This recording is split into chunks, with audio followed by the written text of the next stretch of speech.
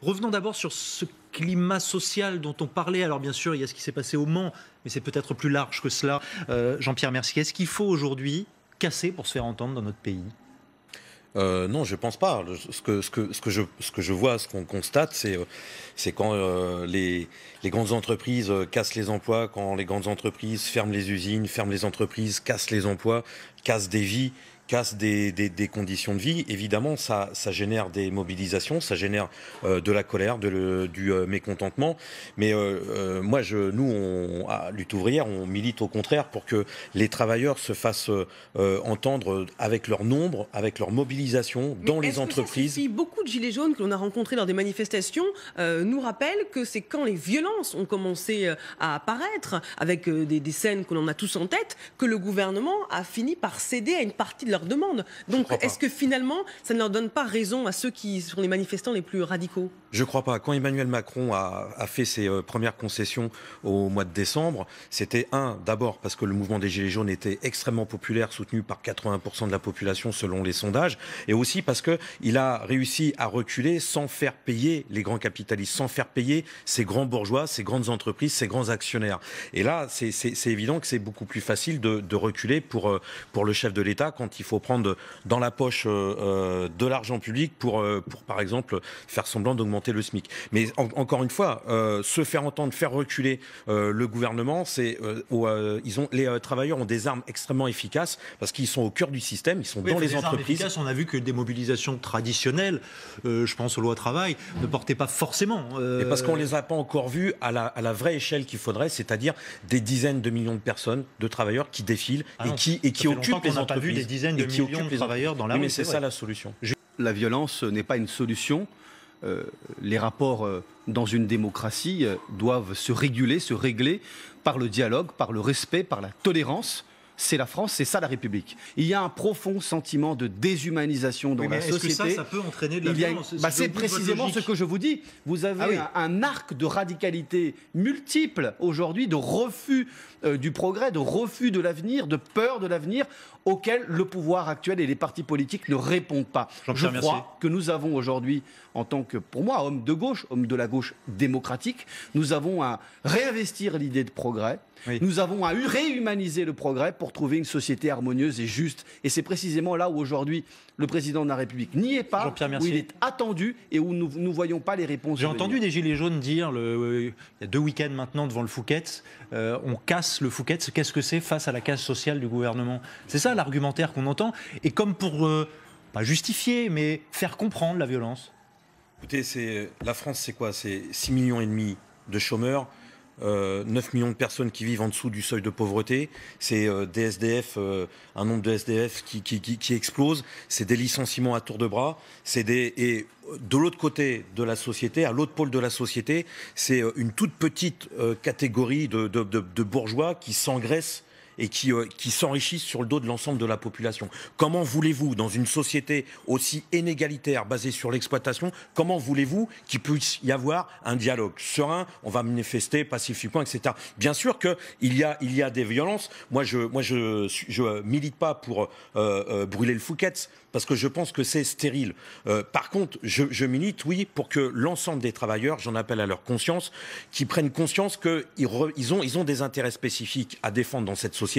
Et face au chômage, face à la baisse du pouvoir d'achat, face à la dégradation de nos conditions de vie, il y a une solution, c'est s'attaquer à ceux qui dirigent réellement la société. C'est les Bernard Arnault. Bernard Arnault, par exemple, c'est qui ? C'est un smicard qui a gagné en 2018 le SMIC toutes les 20 secondes. Le SMIC toutes les 20 secondes.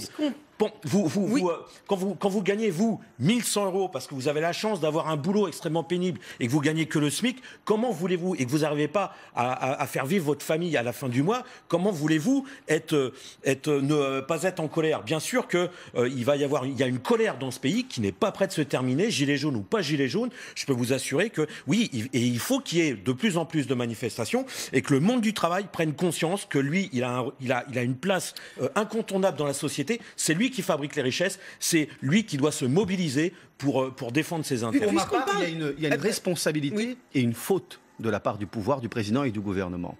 C'est une panne et une faute de réponse concrète, immédiate, et aussi une panne d'espérance. Nous avons est-ce que, en mis en revanche, la place une politique traduction, qui vise... est-ce que la traduction sociale vers des violences, Lauriane Rossi, qui sont sous le seuil de pauvreté. Est-ce que des traductions nous avons mis en place violences, un plan pauvreté visant elles sont pas justement à nouvelles, répondre à ces injustices. Un plan hôpital, parce que nous avons récupéré des hôpitaux dans un état lamentable. Et je pourrais égrener bon nombre de réformes sur ces sujets-là. Parlons du numérique, un plan couverture numérique Vous pour voulez permettre à supprimer tous... 120 000 fonctionnaires et vous voulez allonger le départ de l'âge de la retraite à 65 ans. Elle répond à quoi? À 3 décennies d'inertie et d'inaction. Et vous-même, vous étiez aux responsabilités, cher monsieur, et vous n'avez pas non plus répondu à ces attentes. Elle explose aujourd'hui, il faut y répondre. Mais on est tous responsables. De ce rapport choc sur le temps de travail des fonctionnaires. D'après l'inspection générale des finances, beaucoup de fonctionnaires travaillent moins que le seuil légal des 35 heures par semaine. Document remis le mois dernier au ministre de l'Action et des Comptes publics. Alors, ça tombe à pic, ce rapport, quand l'État s'apprête à faire une réforme de la fonction publique. Est-ce que c'est du fonctionnaire bashing, selon vous, Jean-Pierre Mercier? Bien sûr. Et là, on est dans une caricature, exactement la même caricature que les gouvernements précédents. Le gouvernement soi-disant de gauche de Hollande, mais y compris le gouvernement de Sarkozy. Mais quelle caricature? Vous contestez ces chiffres? La vraie caricature, vous venez de la faire. Bien sûr. Vous venez de faire une grosse caricature à confondre tout le monde. Je suis désolé. Bien sûr que je les conteste. Pas en même temps, Jean-Pierre Mercier. Et c'est évidemment toujours cette même politique de vouloir diviser les salariés du public contre les salariés du privé, de monter les uns contre les autres. Et c'est très facile de trouver, bah oui, on va taper sur les fonctionnaires parce que c'est les grosses idées réactionnaires. C'est tout comme quand Mais est-ce qu'il n'y a pas aussi des abus ou d'avantages qui ne se justifient plus? Une semaine de congé en plus au ministère de la Culture?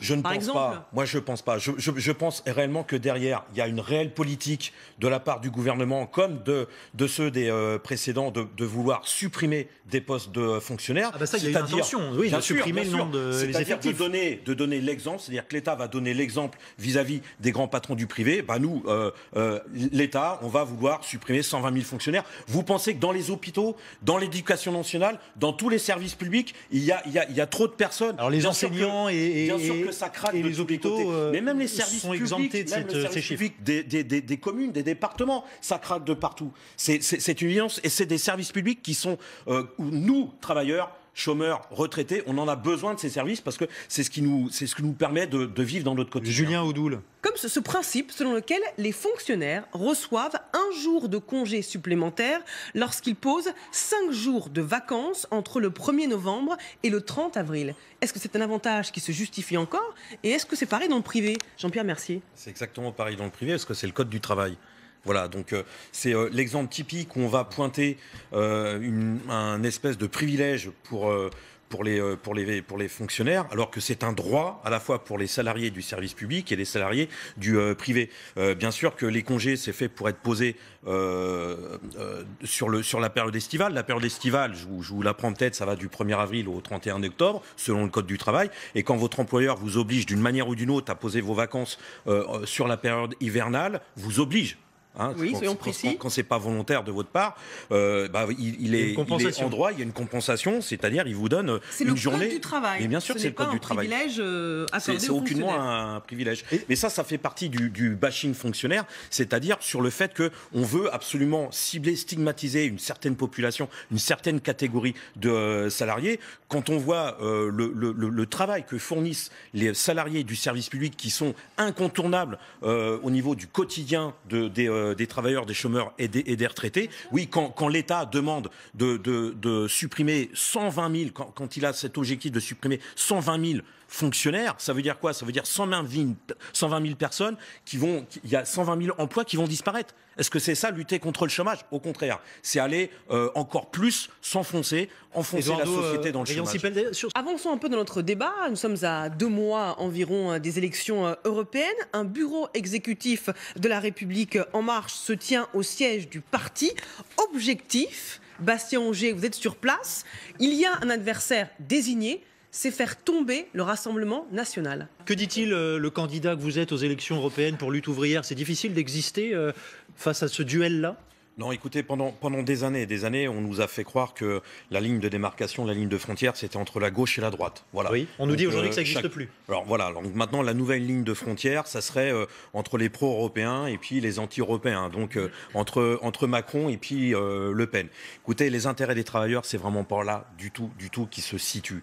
Nous, on se présente, lutte ouvrière, on va présenter 79 candidats, des travailleuses, des travailleurs, justement pour faire entendre ce camp des travailleurs face au grand capital, parce qu'on est convaincu que la situation est extrêmement catastrophique et que l'on soit dans l'Europe ou en dehors de l'Europe, de toute façon, ça sera les travailleurs qui paieront d'une manière ou d'une autre. Votre liste, elle est évaluée à 1%, hein, même s'il faut toujours être prudent, surtout à 2 mois du scrutin, mais pourquoi justement vos arguments ne pèsent pas plus dans ce contexte de colère sociale? Écoutez, on démarre la campagne déjà d'une part, et puis on organise un grand meeting vendredi soir à la grande salle de la Mutualité. Nathalie Arthaud et moi-même, on va parler, on va développer notre programme.